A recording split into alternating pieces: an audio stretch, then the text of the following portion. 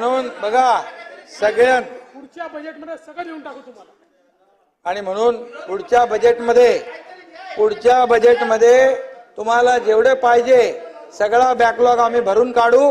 कारण तुम्ही तिकडेच बसणार आहात, आम्ही इकडेच बसणार आहोत.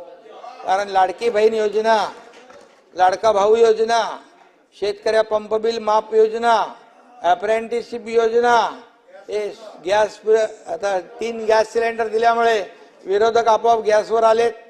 त्यामुळे आता जाऊ दे, मी जास्त बोलत नाही. पण आपल्याला एवढंच सांगतो की आपण जे काही सहकार्य केलं त्याबद्दल मी आपला आभारी आहे. मनापासून आपल्याला धन्यवाद देतो.